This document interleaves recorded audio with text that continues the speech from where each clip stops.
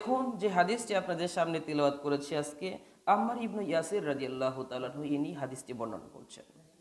ইনি বলেছিলেন কি, আন আম্মার ইবনে ইয়াসির রাদিয়াল্লাহু তাআলা আনহু ক্বালা ক্বালা রাসূলুল্লাহি সাল্লাল্লাহু আলাইহি ওয়াসাল্লাম সালাসাতু লা ইয়াদখুলুল জান্নাতা। সালাসা মানে তিন শ্রেণীর মানুষ, তিন শ্রেণীর মানুষ লা ইয়াদখুলুল জান্নাতা, জান্নাতে যাবে না, আবাদান আদ-দায়ুস। এই তিন শ্রেণীর মানুষের ভিতরে এক শ্রেণীর মানুষ হচ্ছে সেই মানুষ যে মানুষটা দায়ুস। মনোযোগ সহকারে আপনারা শুনবেন যে তিন শ্রেণীর মানুষের ভিতরে এক শ্রেণীর মানুষ তারা হচ্ছে কি দায়ুস। আগের জুমাতে আমরা যে হাদিসটি পেয়েছিলাম সে হাদিসে বলেছিল পিতামাতার অবাধ্যকারী সন্তান আল্লাহর জান্নাতে যাবে না। যে পিতামাতার নগদ জন্ম দিল তার নাফরমানি যে মানুষ করছে সে অবশ্যই আল্লাহকে দুনিয়ায় এসে ভুলে যাবে, এটাই স্বাভাবিক। নগদ পেয়েছে পিতামাতা, এর চাইতে মহাসত্য আর কি হতে পারে? কারণ মা না থাকলে আমি জন্ম গ্রহণ করতে পারতাম না, পিতা না থাকলে আমার অস্তিত্বই বিলীন হয়ে যেত, আমার কোনো অস্তিত্বই থাকতো না। তো এই মহাসত্যটা মানুষ যখন প্রত্যাখ্যান করতে পেরেছে, সেই মানুষ আত্মার জগতে আল্লাহকে সাক্ষ্য দিয়ে এসে আজকের দুনিয়াতে আল্লাহকে মেনে নিয়ে টিকে থাকতে পারে, এটা কিন্তু চারটিখানিক ব্যাপার নয়। আল্লাহ ভুলে যাবে, এটাই স্বাভাবিক। তাহলে এই জন্যই ওখানে বলেছিলেন আব্দুল্লাহ ইবনে আমর রাদিয়াল্লাহু তাআলা আনহু, তিনি বলেছিলেন পিতামাতার অবাধ্য সন্তান আল্লাহর জান্নাতে যেতে পারবে না। আজকের হাদিসে আম্মার ইবনে ইয়াসির রাদিয়াল্লাহু তাআলা আনহু ইনি বলছেন দায়ুস কখনো জান্নাতে যাবে না। এটা শুধু পুরুষদের উল্লেখ করে বলা হয়েছে, এটা কিন্তু নারীদের খাতিরে নয়। কাদের খাতিরে বলা হয়েছে? পুরুষ যারা রয়েছে তাদেরকে বলা হয়েছে যে দায়ুস কখনো আল্লাহর জান্নাতে যেতে পারবে না। এবার আমাদেরকে জানতে হবে দায়ুসটা কি জিনিস, কোন সূত্রের ভিতর আমরা পড়লে দায়ুসটা সমাধান আমরা পাবো। দায়ুস তাকেই বলে যে তার নিজের পরিবারে বেহায়াপনা, অশ্লীলতা, কোরআন এবং সুন্নাহ বিরোধী নারীদের দ্বারা কর্ম করায়, তাই হচ্ছে দায়ুস। নিজের সংসারে নারীগুলা কোরআন এবং সুন্নাহর বিপরীত কাজ করছে আর পুরুষ তখন নীরবে মুখ বন্ধ করে শুনছে এবং দেখছে, উনি হচ্ছে দায়ুস যে নিজের পরিবারের উপর খবরদারি করতে পারলো না, কঠোর শাসন করতে পারলো না। এটা রাসূল সাল্লাল্লাহু আলাইহি সাল্লামের ভাষায় ইনি হচ্ছেন কি দায়ুস। এ আল্লাহর জান্নাতে যেতে পারবে না। এক নম্বরে উনি বলছেন যে লা ইয়াদখুলুল জান্নাতা আবাদান দায়ুসা, তিন শ্রেণীর মানুষ আল্লাহর জান্নাত থেকে বঞ্চিত হবে, তার ভিতর এক নম্বর হচ্ছে দায়ুস। সে হচ্ছে কে? যার স্ত্রী তার আয়ত্তাধীন। অবশ্যই তো আপনি যখন বিয়ে করেছিলেন আপনার বউটা কি আপনার অধীনস্থ নয়? আপনি নিয়ে এসেছেন বলেই কিন্তু সে বাড়িতে আসতে পেরেছে। যতদিন বিয়ে করেননি ততদিন কোনো মেয়ে আপনার বাড়িতে কিন্তু ঢুকেনি ওইভাবে। যখনই আপনি তাকে গ্রহণ করেছেন তখনই আপনার অর্ধাঙ্গিনী, সে আপনার সার্বিক বিষয়ে তত্ত্বাবধান করে থাকেন, সহযোগিতা করে থাকেন। তাহলে আপনার অধীনস্থ উনি। আপনি যেমন আল্লাহর অধীনস্থ। আল্লাহ যদি বাঁচায় বেঁচে থাকবো, আল্লাহ যদি মারে তাহলে মরতে হবে। আল্লাহ যদি জান্নাত দেয় জান্নাত পাবো, আল্লাহ যদি জাহান্নামে নিক্ষেপ করে ঠেকানোর কেউ থাকবে না। তাহলে আপনি যেমন আল্লাহর অধীনস্থ, একজন নারী তার স্বামীর অধীনস্থ, এটাই স্বাভাবিক, থাকতে হবে। আর যে নারী তার উপর খবরদারি করার চেষ্টা করবে সে জাহান্নামে যাবে। আর নারী যখন বেশি পুরুষকে ওভারটেক করে ওঠার চেষ্টা করবে, আর সে সময় যখন বাড়ির কর্তা সেটাকে ঠেকাতে না পারবে, সেটাকে শাসন করে দমাতে না পারবে, উনি হচ্ছেন মূলত দায়ুস। তার ভিতর খামতি রয়েছে, তার ভিতর ত্রুটি রয়েছে। এজন্য আল্লাহ পাক রব্বুল আলামিন নারীকে দায়ুস বলছেন না, দায়ুস বলছেন কাকে? পুরুষকে। যে তুমি হচ্ছে বাড়ির একজন লিডার, তুমি পিতা, তোমার অধীনস্থ তোমার মেয়ে রয়েছে, তোমার অধীনস্থ তোমার স্ত্রী রয়েছে।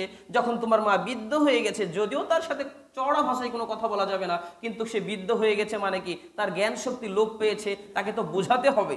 তো বোঝানোর খাতিরে তো এখানে আর কোরআন বা আল্লাহ এবং রসুল কোনো নিষেধাজ্ঞা দেননি। তাকে সুন্দর ভাষায় বোঝাতে হবে। সে মা যদি হয়, সে যদি বৃদ্ধ হয়ে যায়, সে হচ্ছে তোমার অধীনস্থ।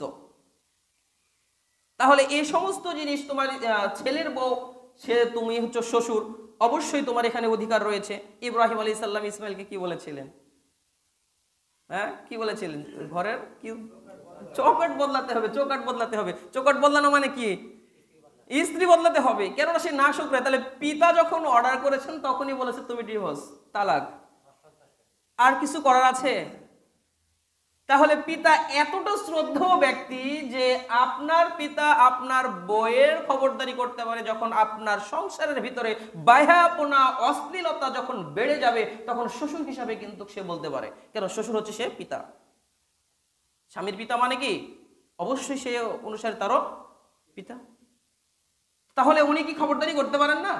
ছেলের বউ বেহায়াপনা হয়ে ঘুরতেছে, আমি বাড়ির লিডার, এখনো মরিনি, তাহলে অবশ্যই আমার যখন শক্তি ছিল, আমার যখন এই বাড়িতে ক্ষমতা ছিল, আমি যখন যুবক ছিলাম, তখন থেকে আমার এই বাড়িতে ক্ষমতা চলে। আমি যেভাবে বলেছি আমার বউ ওভাবে চলেছে, আমি যেভাবে বলেছি আমার মেয়ে ওইভাবে চলেছে।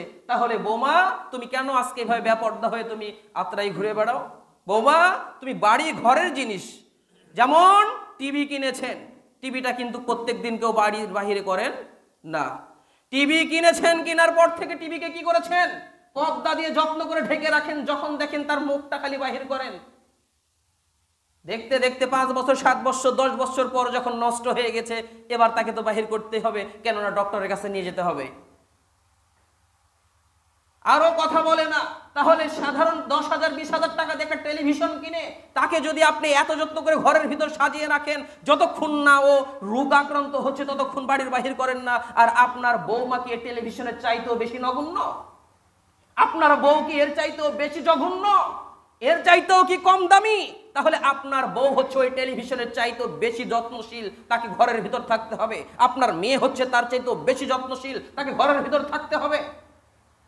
তাহলে আপনি স্বামী হিসাবে, আপনি বাবা হিসাবে, আপনি শ্বশুর হিসাবে, আপনি বড় ভাই হিসাবে আপনার কর্তব্য হচ্ছে কঠোরভাবে তাদেরকে আদেশ করা, মা দেখো তুমি হচ্ছে পদ্মার বস্তু, তোমাকে ঢেকে রাখতে বলা হয়েছে। তুমি যদি বাহিরে যাও তোমার পাপের কারণে পুরো সংসার জ্বলে ছারখার হয়ে যাবে। দুনিয়াতে হয়তো বা জ্বলবে না, কিন্তু আখেরাতে জ্বলবে। আখেরাতে জ্বলবে মানে কি? আল্লাহর রাসূল তো বলেই দিলেন, দায়ুস কখনো আল্লাহর জান্নাতে যাবে না। তাহলে আমি যদি ফেসে যাই মা তোমার কারণে, আমি যদি দায়ুসের খাতায় আমার নামটা চলে যায়, আমি যদি হাসরের মাঠে দায়ুস যারা আছে তাদের কাতারে যদি আমাকে দাঁড়িয়ে দেয়, সেদিন আমার কিচ্ছু করার থাকবে না, আমাকে জাহান্নামে যেতে হবে। মা তুমি কি চাও যে তোমার কারণে আমি জাহান্নামে যাই?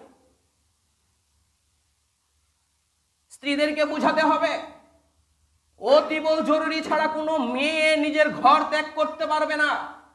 আল্লাহ রাসূল সাল্লাল্লাহু আলাইহি সাল্লাম বলছেন, যখন তোমার বউ তোমাকে রেখে ঘরের বাইরে যায় তখনই সমস্যা সৃষ্টি হয়ে যাবে।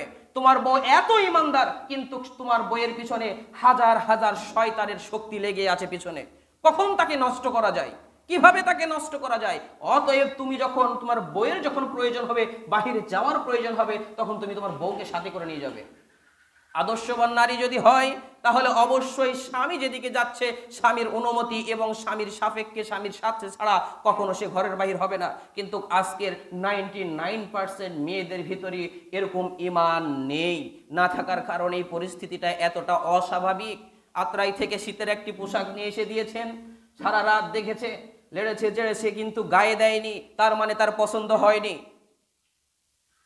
আপনি স্বামী নিয়ে এসে দিয়েছেন, কিন্তু তার পছন্দ হয়নি, সারা রাত উল্টায়া পাল্টায়া দেখছে, খুদ ধরার চেষ্টা করেছে, কোথাও শিলায়ও উপরে যায়নি, বুতিও খসে যায়নি, চেনটাও নষ্ট হয়নি, কোথায় থেকে খুদ ধরবে?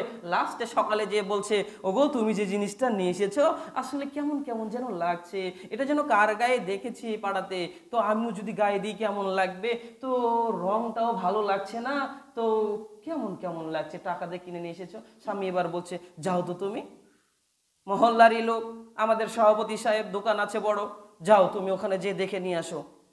হয়তো চাচা শ্বশুর ভাসুর, সমস্যা কি, যাও তুমি চলে যাও, আজকে তো আমি তোমার সাথে যেতে পারবো না, আমার আনুষঙ্গিক কাজ আছে, আমি অন্য জায়গায় চলে যাচ্ছি, যাও তুমি, এখানে রাস্তাতে গেলেই তো ভ্যান পাবে, উঠে চলে যাও। ও জাহান্নামে যাবে, ও দায়ুস। স্ত্রী যদি আদর্শবান হয় তখন বলতোই না, এই খুঁটি মানে খুঁটি ধরতো না। 8 দিন যদি ব্যবহার করা হয়, 8 দিন ব্যবহার করার পর স্বামীর কাছে নিজে বলবে, ওগো দেখেন এই জিনিসটা নিয়ে এসেছিলেন, আসলে মনে হয় এর মানটা ভালো না, এই যে নষ্ট হয়ে গেছে যে। স্বামী তখন তার উপর খুশি থেকে বলবে, একটা নষ্ট হয়েছে তোমার জন্য 10টা আরো তৈরি হয়েছে ফ্যাক্টরিতে, আমি আবার তোমাকে কিনে দিব। কেননা স্বামী যদি স্ত্রীর উপর সন্তুষ্ট থাকে, অবশ্যই স্বামী তাকে শুধু খালি শীতের পোশাক নয়, স্বর্ণ অলংকার তো মহাদামি জিনিস, সেটা যদি স্বামী দিতে পারে, তাহলে শীতের পোশাক একটা নষ্ট হয়েছে 10টা আরো কিনে দিতে পারে কিনা? অবশ্যই পারে। স্বামী যেহেতু তার উপর সন্তুষ্ট আছেন, যে কোনো মূল্যে তাকে দিবেন। কিন্তু এটাই তো নষ্টের গোড়া। ও তখন বলেছে আমার এই জিনিসটা ভালো লাগছে না, তার মানে ও মার্কেটে যাবে, ওসিলাটা হচ্ছে তার ও মার্কেটে ঢুকবে। জান্নাত কিন্তু চারটিখানিক ব্যাপার নয়। আর পুরুষ, তোমারও জান্নাতটা খুবই কঠিন, কেননা তুমি এত ভালো আমল করেছো, কিন্তু এক জায়গায় দুর্বলতা, তুমি তোমার বইয়ের উপর কোনো কথা বলতে পারো না, তুমি তোমার মেয়ের মুখের উপর কোনো কথা বলতে পারো না, তুমি তোমার স্ত্রী বা তোমার ছেলের বইয়ের উপর মুখের উপর কোনো কথা বলতে পারো না। ও যত বেহায়াপনাচর চলে, তুমি দেখেও না দেখার ভান করে তুমি তাসবিহ হাতে নিয়ে মসজিদে চলে আসো আর আল্লাহ আল্লাহ করো, মনে করেছো একেবারে আল্লাহ আর জান্নাত তোমার হাতের নাগালে। তুমি যেমন আল্লাহ আল্লাহ করেছো, জান্নাতের দরজা ওপেন হয়ে গেছে আর তুমি ঢুকে যাবে, অসম্ভব। এই হাদিস তোমাকে আটকিয়ে দিয়েছে। দেখি কতটা আমল নিয়ে যে তুমি জান্নাতে যেতে পারো। আগেই বলে দিয়েছে, আম্মার ইবনে ইয়াসির রাদিয়াল্লাহু তাআলা আনহু তিনি বলছেন, দায়ুস কখন আল্লাহর জান্নাতে যেতে পারবে না? দায়ুস কে? যার সংসারের বউ বেপরদা ভাবে চলছে, যার সংসারের মেয়ে বেপরদা ভাবে চলছে, এ হচ্ছে দায়ুস। আপনার মেয়ে আজকে ইউনিভার্সিটিতে পড়ছে, কলেজে পড়ছে, মেয়ে তো মেয়ে বান্ধবী থাকা দরকার ছিল, ছেলে বন্ধু কিভাবে হয়ে গেল? আপনার মেয়ের কাছে সপ্তাহে 2 জন 3 জন ছেলে পেলে চলে আসে, যখন আসে আপনি তখন বলেন, এমা এই ছেলেগুলাকে, ও আব্বা এরা তো আমার সাথে একই সাথে পড়ে। কেন এসেছে? ও প্রাইভেট পড়ি তো, 2 দিন থেকে প্রাইভেটে যায়নি, হ্যান্ড নোট নিতে এসেছে, ছাড় দিয়েছে। তো হ্যান্ড নোটটা কেন ওইভাবে নিতে হবে? স্যারের কাছে তো আর 1 কপি ছিল না, অসংখ্য কপি স্যারের কাছে আছে, স্যারের মাথায় তো কপি, বলার সঙ্গে সঙ্গে তৈরি করে দিতে পারে। তাহলে তোমার কাছে আসার দরকার কি? তো ওখানে যাতে এখান থেকে আরো বেশি দূর আত্রায় যেতে, তো এখান থেকে এখানে আমার কাছে চলে এসেছে, কোনো প্রবলেম আব্বা? তো না না, কোনো প্রবলেম নাই। আসেই ঢুকিতেই সালাম দিয়েছে, আসসালামু আলাইকুম আঙ্কেল। হ্যাঁ, মেয়ের বাবা তো এবার মুখ একেবারে ঘুরে গেছে, ছেলে আমার নাই। হ্যাঁ, এটা মেয়ের বন্ধু মানে কি বিশাল ব্যাপার, তো আমার মেয়ের মতনই। তো মেয়ের মতনই, ও তো মেয়ে নয়, ও ছেলে মানুষ। ঠিক আছে, মা আসছে যখন বসতে দাও, তাকে চা নাস্তা দাও, যাও কিছুক্ষণ গল্পও করো। শয়তান তো আর বসে থাকবে না, ও মেহনত করতেই আছে দিনের উপরে। কিভাবে আপনার 12টা বাজাতে হয় আর কিভাবে জান্নাত নষ্ট করে জাহান্নামে ঢোকাতে হয়, ও বেটা কিন্তু বসে নাই। আপনার সুবহানাল্লাহকে কবর দিবে ও, আপনার আল্লাহু আকবারকেও কবর দিবে, ওই তাসবিহ দানাকে ফেলে দিবে ও। এই জন্য শয়তান লেগে আছে আপনার মেয়ের পিছনে, আপনি তো টের পাননি, আপনি নিজের মনে করে ঢুকাইছেন। একজন, বের করবেন 1 বছর পর বা 9.5 মাস পর 2 জন। আপনি তো এটা খেয়াল করেন নাই। যেদিন আপনার মাথায় বাড়ি দিবে, রক্ত যখন টকবক করে পড়ে, যখন নাক গড়ে চোখ গড়ে পড়বে, তখন আপনি বুঝতে পারবেন, হা ওই দিনই আমার সতর্ক হওয়া উচিত ছিল, যেদিন আমার মেয়ে ছেলে বন্ধুকে বাড়িতে ঢুকিয়েছিল। আল্লাহ এবং রসুলের ভাষায় ইনি হচ্ছেন দায়ুস, ওই পিতাই হচ্ছেন দায়ুস, যে পিতা মেয়েকে বিয়ে দেওয়ার আগ পর্যন্ত কন্ট্রোলে রাখতে পারলো না। মেয়েকে বিয়ে দেওয়ার পরে কি হলো? মেয়েকে বিয়ে দেওয়ার পরে একজনের হাতে তুলে দিয়েছেন, মানে কি এবার স্বামী যদি তাকে কন্ট্রোলে না রাখে, ওই দায়িত্বটা কার উপর চলে যাবে? স্বামীর উপর চলে যাবে। যদি স্বামী শাসন করতে যে কোনো পিতা যদি সেখানে সাপোর্ট করে, তাহলে ওটা স্বামীর আবার অল্টার হয়ে চলে আসবে স্বামীর ঘাড়ে, পিতার ঘাড়ে চলে আসবে। কেননা মেয়ে যখন আপনি দিয়েছেন স্বামীর হাতে, আর ছেলের হাতে, ওই ছেলেটা তখন তার হচ্ছে গার্জিয়ান, আপনার চাইতে বড়। আমি প্রমাণ দেখাবো আপনার চাইতে বড় কিভাবে স্বামী হতে পারে। আর আপনি পিতা হিসাবে যেমন আপনার আদরের মেয়েটা আপনি যেমন বেপরদা ভাবে চলতে দিয়েছেন, প্রত্যেকটা পিতা চাই আমি আমার মেয়েকে একটা মানে ভালো একটা ছেলে থেকে বিয়ে দিব। কি এরকম আশা আসে না? যারই মেয়ে হোক না কেন, প্রত্যেকে চায় যত লক্ষ টাকা খরচ হোক না কেন, আমার মেয়েকে একটা আদর্শবান ছেলে দেখে বিয়ে দিব। আর এক প্রকারের পিতা থাকে, আমার মেয়েকে কোটিপতি দেখে বিয়ে দিব। একটা কথা মনোযোগ সহকারে শুনে রাখবেন, অর্থ সম্পদে এই পর্যন্ত কাউকে সুখে রাখতে পারেনি, বিগত দিনেও কখনো সুখে রাখতে পারবে না। ঈমান হচ্ছে এমন একটি সম্পদ, এই পৃথিবী 1000 বার বিক্রি করলো, একটা ঈমানের যে মূল্য হবে, আপনি 1000 বার এই পৃথিবী, পুরো পৃথিবী বিক্রি করে একজন ঈমানদারের ঈমান কিনতে আপনি পারবেন না, আপনি ব্যর্থ। এই জন্য কিছু কিছু পিতা থাকে, এত কষ্টে মেয়েকে বড় করেছি, মাইকে চড়ে আমি সবসময় মেয়েকে নিয়ে গেছি, একবার হাঁটতে দিইনি, মেয়ে যখনই যা বলেছে সব দিয়েছি, এবার আমার একটা সুযোগ্য ছেলের দরকার, ছেলে খুঁজো দেখি। সরকারি চাকরির প্রয়োজন, 2-3টা বাড়ি আছে নাকি তার প্রয়োজন, ব্যাংক ব্যালেন্স আছে নাকি তার প্রয়োজন, সমস্ত কিছু দেখে যখন মেয়েকে দিল বিয়ে, এবার সবই ঠিক আছে কিন্তু ছেলেই ঠিক নাই। তার মানে কি, ওর আরো 5-7টা বউ অলরেডি রেডি আছে। এখন ও সমাজকে জানিয়ে একটা বিয়ে করেছে, আরো 4টা পকেটের ভিতর আছে, এই 4টাকে তো সন্তুষ্ট করতে হবে নাকি। এবার ঘরের বউ যখন কাছে আছে, এই 4টাকে যখন সন্তুষ্ট করতে যাবে, 1 দিন 2 দিন 3 দিন করতে করতে আপনার মেয়েটা একদিন টের পাবে কি পাবে না? অবশ্যই পাবে। আপনার মেয়ে এবার আপনার উপরে আঙ্গুল তুলে বলবে, আব্বা তুমি আমার জীবনটা নষ্ট করেছো। তাই বলে আমি এটা বলছি না যে আপনার মেয়ে যাকে পছন্দ হয়েছে বেরিয়ে চলে যাক, এটা আরো জঘন্য কাজ। কেননা পিতার অনুমতি ছাড়া কোনো বিয়ে হয় না। একটা জিনিস মাথায় রাখবেন, পিতার অনুমতি ছাড়া কোনো বিয়ে হয় না। তাহলে যে ছেলে অন্য মেয়েকে বের করে নিয়ে যে বিয়ে করলো, ওর বাবা তো অনুমতি দেয়নি।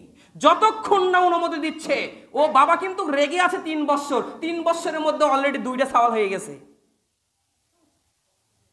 কোনো সমস্যা নেই।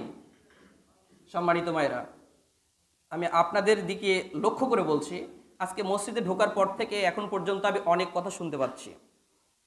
দয়া করে আপনাদের কোনো রকমের সাউন্ড যেন আমার কানে না আসে।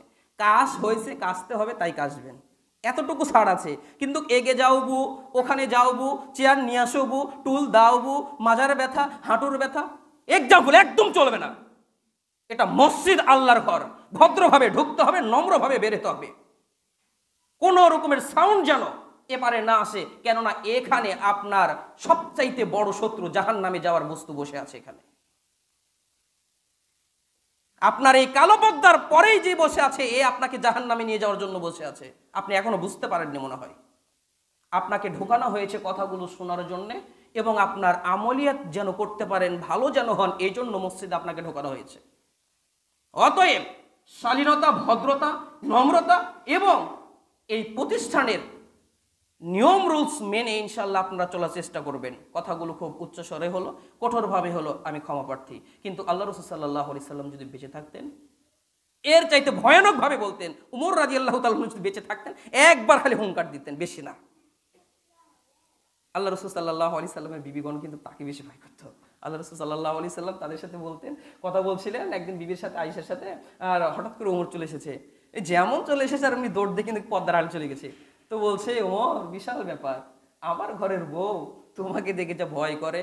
তা আসলে উনি যে রাস্তা দিয়ে যায়, সেই রাস্তা দিয়ে শয়তান 40 দিন যদি না যায়, তাহলে ও কি কম ইমানের মানুষ ছিল নাকি? তো সম্মানিত মায়েরা, অনুরোধ করে বলছি, কথা বলা যাবে না মা, এটা এমন জায়গা নয়।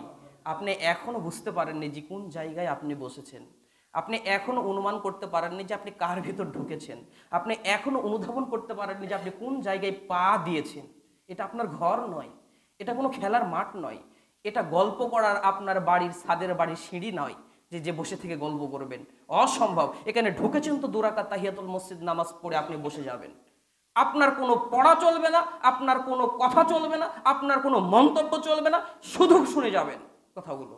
যদি কিছু বুঝতে না পারেন, অন্য কারো মাধ্যম দিয়ে পরক্ষণে আপনি আমার কাছ থেকে বুঝিয়ে নেবেন। যদি আরো ত্রুটি থাকে, তাহলে অবশ্যই পর্দার ভিতর দিয়ে আমার সাথে সাক্ষাতে আপনি পর্দার ভিতর দিয়ে নিজে প্রশ্ন করে আপনি উত্তরটা নেবেন। কিন্তু এখানে কোনো রকমের দয়া করে কথা বলবেন না। আমাদের আলোচনা চলছিল কি, দায়ুস কখনো আল্লাহর জান্নাতে যেতে পারবে না। দায়ুস কোন ব্যক্তি, যে ব্যক্তি নিজের পরিবারের উপরে খবরদারি করে না, বেহায়াপনা ভাবে নিজের বউ, নিজের মেয়ে, নিজের ছেলের বউ, এরা বেহায়া ভাবে চলছে, এরা হচ্ছে দায়ুস। তার ভিতর বলতে যে আমি বলেছিলাম, প্রত্যেকটা পিতাই তার নিজের মেয়েকে চায় একটা ভদ্র পরিবেশে বিয়ে দিবে। এবার এই কোটিপতির ঘরে আপনি মেয়ে বিয়ে দিয়েছেন, যারা দিয়েছেন এরকম আগুনে জ্বলছেন, তারা বুঝতে পারছেন যে কি হচ্ছে। দিয়েছেন যখন দেখছেন ছেলের চরিত্র ভালো নয়, এই মেয়ে তখন বড় ভাই যদি হয় তার উপর আঙ্গুল তুলে বলবে, ভাই তুমি আমার জীবনটা নষ্ট করেছ। বাবাকে আঙ্গুল তুলে বলবে, তুমি আমার জীবনটা নষ্ট করেছ।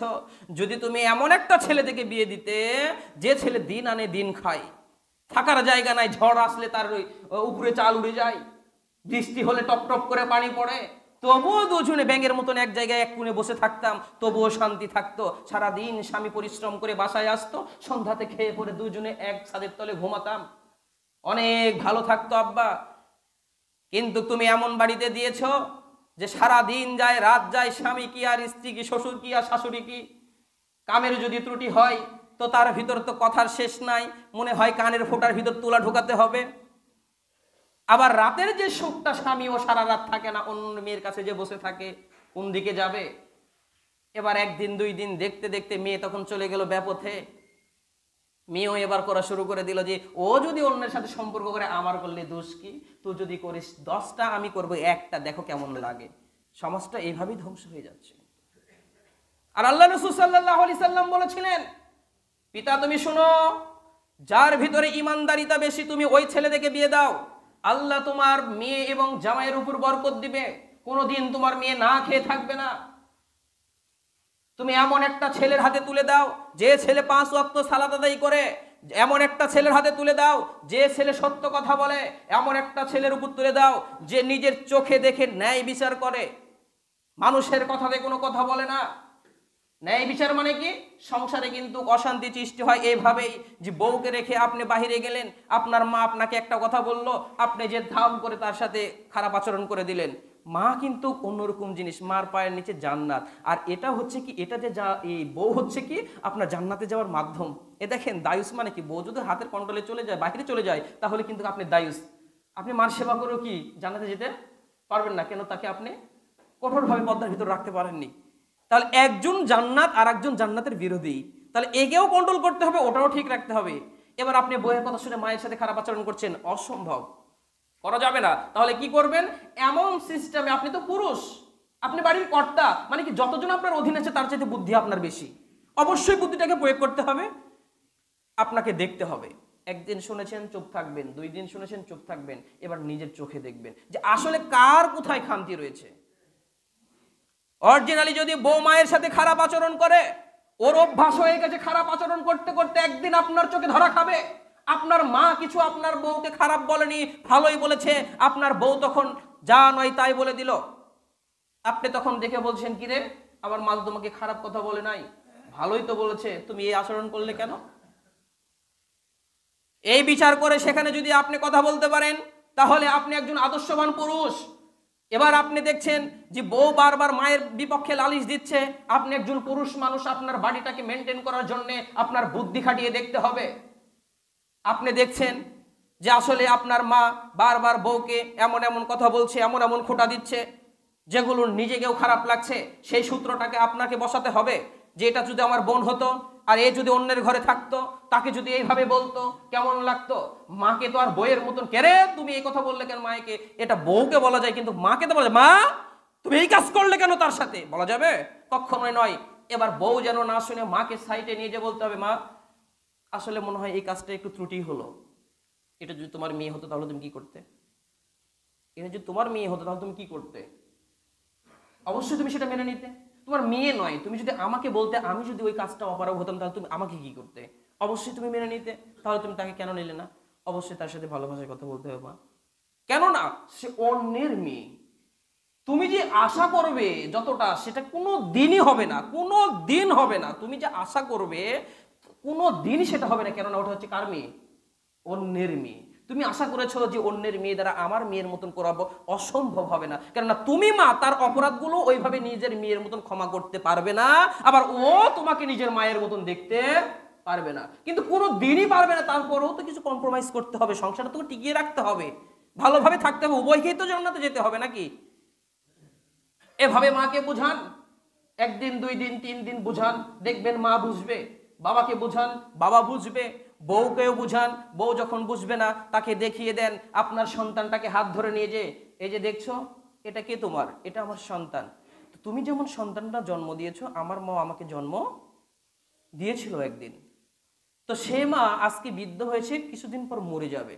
তুমি তার সাথে যে খারাপ আচরণ করছো না, আল্লাহ কিন্তু উপরে বসে আছেন, শুরু থেকে শেষ পর্যন্ত উনি থাকবেন। উনি কিন্তু অন্যায় কখনো করেন না, উনি সবসময় ন্যায় বিচারটাই করে থাকেন। তো তুমি আজকে আমার মার সাথে যেমন খারাপ আচরণ করছো, আমার সাক্ষাতে খুব ভালো, আমি বাড়িতে না থাকলে খুব খারাপ আচরণ, তুমি দেখে থাকো, এর দিকে তাকিয়ে থাকো, কত আদর করে তুমি তাকে বড় করছো, কখনো তার অবহেলা হতে দিচ্ছ না। এইভাবে আমার মা আমাকে মানুষ করেছিল, আর আজকে তুমি দেখো এর দিকে তাকাও, আমার মাকে তুমি যে কষ্ট দিয়েছো, এই কষ্ট নিয়ে আমার মা মরবে কিন্তু তুমি বেঁচে থাকবে।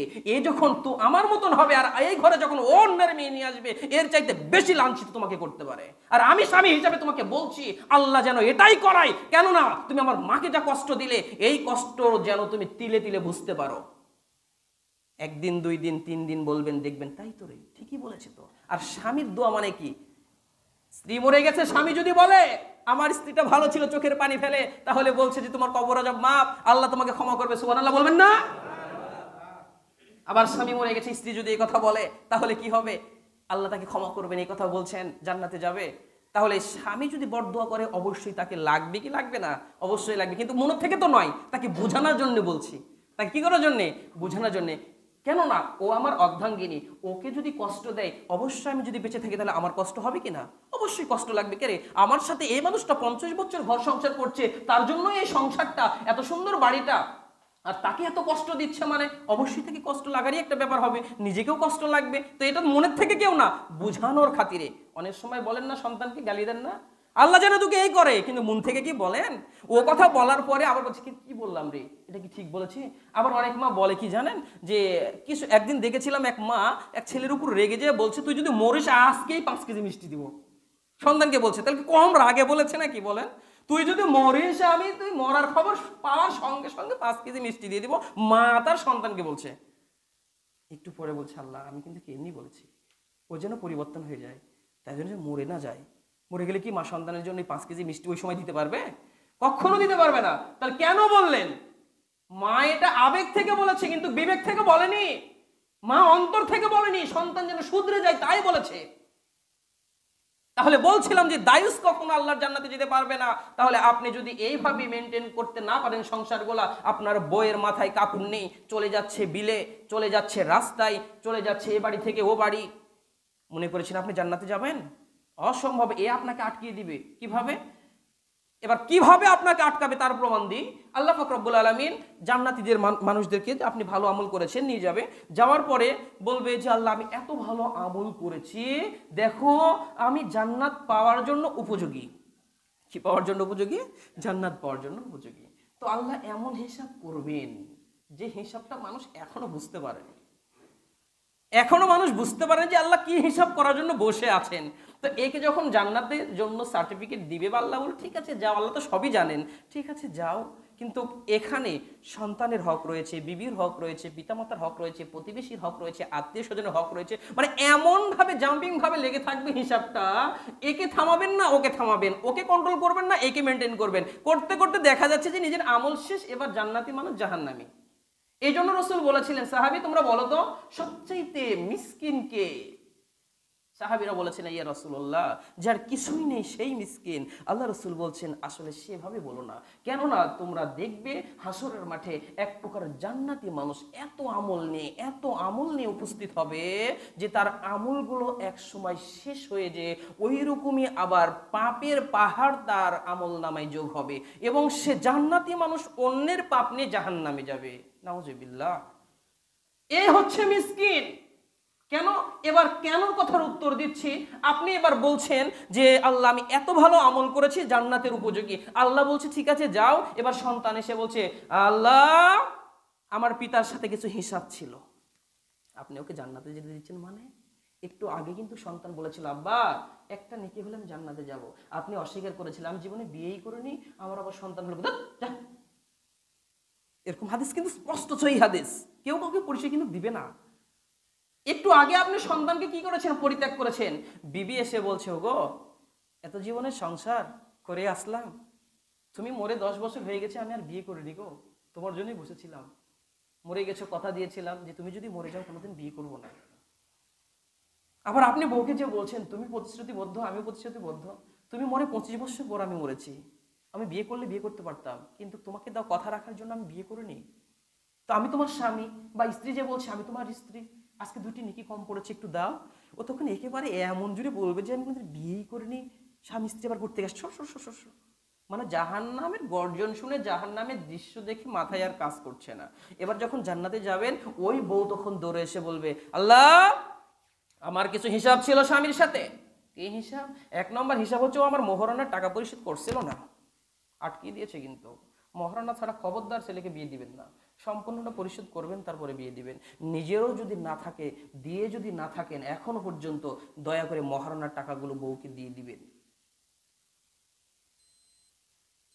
মনে করছেন যে কিছু বলে না, খালি একটু একটু একটু আপনার উপর মনক্ষুণ্ণ হয়ে দেখুক, ও বলবে তোর বাড়িতে আর থাকবো না, তাড়াতাড়ি টাকা কয়টা দে, আমরা বাড়ি যাবো। তো মাপি যদি করে তাহলে ওই মেয়ের মুখ দিয়ে কথা বাড়াই কিভাবে?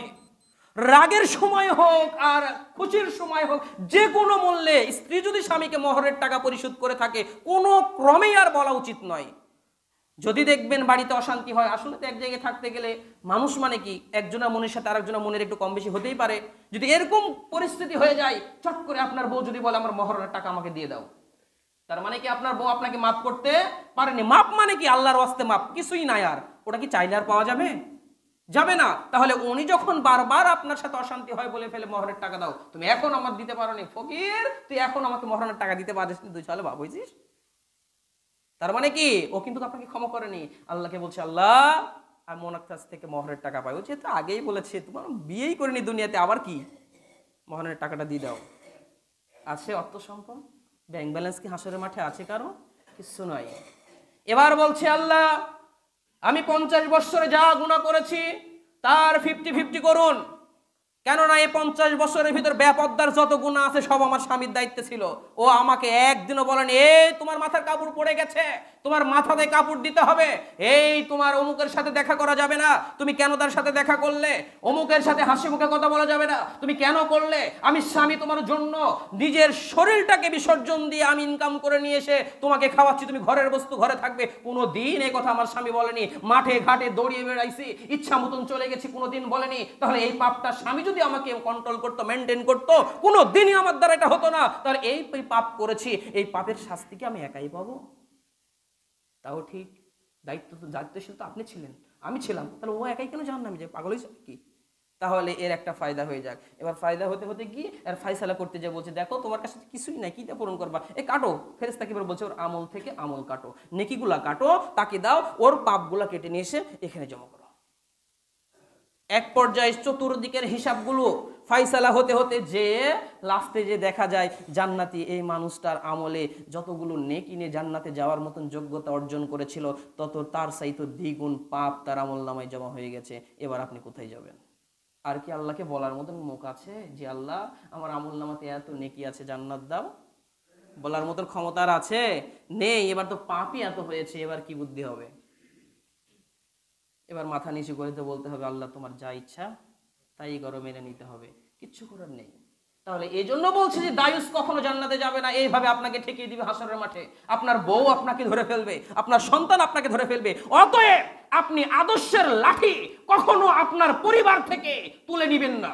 যদি তুলে নেন তাহলে আপনি হাসরের মাঠে জবাবদিহিতার কাতারে দাঁড়াতে হবে। আর যদি তুলে না নেন, অর্ডার করে যান কিন্তু আপনাকে তারা তোয়াক্কা করেনি, আল্লাহর কাছে দাঁড়িয়ে বলতে পারবেন মালিক আমি আমার স্ত্রীকে বলেছিলাম দেখো তোমার যাবতীয় বিষয় আমি দায়িত্ব নিয়েছি, আমি সমস্ত কিছু তোমাকে দিচ্ছি, কিন্তু তুমি বেপরদাভাবে চলো না, তুমি থাকো। স্ত্রী আমাকে মানেনি। আমি যখন তাকে শাসন করেছি তার বাবা এসে জুড়ে বসে বলেছে দেখো আমার মেয়েকে আমি জীবনে কোনোদিন লোকের বাড়ি দিইনি, আর তুমি আজকে এই কাজ করলে, তুমি খুব খারাপ করলে। এবার আমি দেখেছি আমার জন্য অশান্তি সৃষ্টি হয়েছে, এরপরেও আমাকে শ্বশুর বলেছে তোমাকে জেল খাটাবো, নারী নির্যাতনের মামলা দিব, এই মিথ্যা জিনিসগুলো দিয়ে আমাকে চাপে রেখেছিল আল্লাহ। অতএব আমি সেদিন সুপুরুষের মতন তাদেরকে অর্ডার করেছি, কিন্তু তারা আমাকে দুনিয়াবি ভয় দেখিয়ে আমাকে নানান চাপের মধ্যে রেখে এই গুনাহগুলো সংগঠিত করেছে। অতএব আল্লাহ আমি আমার দায়িত্ব থেকে আমি 1 ইঞ্চি অন্যদিকে যাইনি, কিন্তু তারা আমাকে বাধ্য করেছে। অতএব ফাইসালা করার মালিক আপনি। আল্লাহ তো সবকিছু বোঝেন কিনা? আল্লাহ তখন সেইভাবে ফাইসালা করবে। অতএব যারা পুরুষ রয়েছেন, পিতা রয়েছেন বাড়ির, অবশ্যই আপনারা দয়া করে এই বাহ্যাপনা, এই দায়ুসের খাতা থেকে নিজের নামটাকে কাটানোর জন্য অবশ্যই জোরালোভাবে বাড়িতে পর্দার বিধানগুলো চালু করবেন। তাহলে 3টি পয়েন্টের ভিতরে আরো 2টি রয়ে গেছে, সময় আমার শেষ হয়ে গেছে।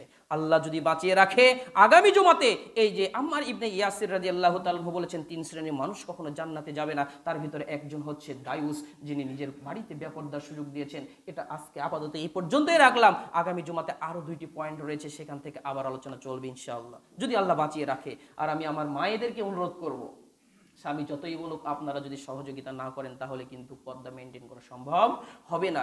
অতএব আমি আপনাদের কাছে অনুরোধ করব, আপনার জন্য আপনার পিতা জাহান্নামে যাবে কেন? আপনার জন্য আপনার স্বামী জাহান্নামে যাবে কেন? আপনার জন্য আপনার বড় ভাই জাহান্নামে যাবে কেন?